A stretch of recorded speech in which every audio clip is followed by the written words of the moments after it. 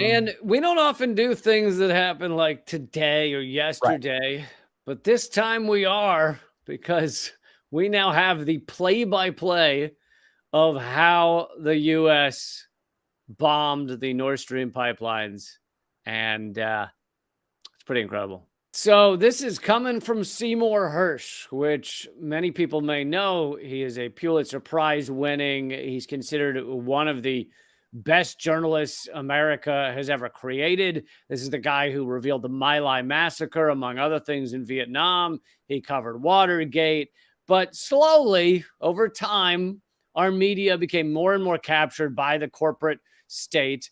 And on top of that, he refused to kind of settle back like Woodward and Bernstein have settled back into like we're just going to go after Donald Trump, or Sure. we're not really going to harm the systems. And so they're allowed on the mainstream media, whereas Seymour Hersh is no longer like, he had incredible reporting on how Syria didn't use chemical weapons, but it was like in a German newspaper because he won't be published in New York Times, Washington Post. He worked for the New York Times for years. Washington Post, they won't publish it. So this is coming from his Substack, which is a that right sad there. state. No, you're right. It is sad that this amazing journalist is so, I mean, like the way we have, but he has on a much bigger level of being throttled, censored. And this is how they censor him. It's just like, oh, we can't bring him on the show anymore. Or I don't know what the exact smears have been said about him, but I can only imagine it's somewhere in the neighborhood of like, oh, he's gone off the rails, or he's this or that. And it's just that classic thing.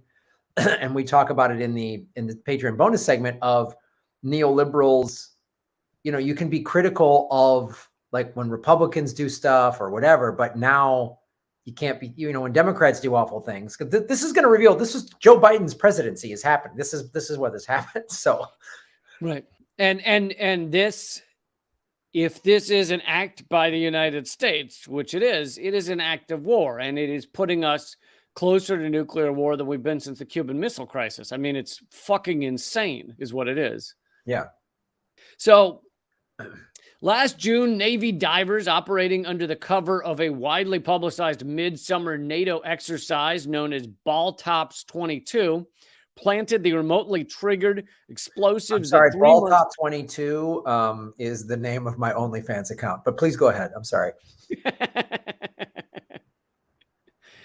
I was so tempted to make a ball tops joke, and I couldn't come up with a good one, but I'll send it over your way.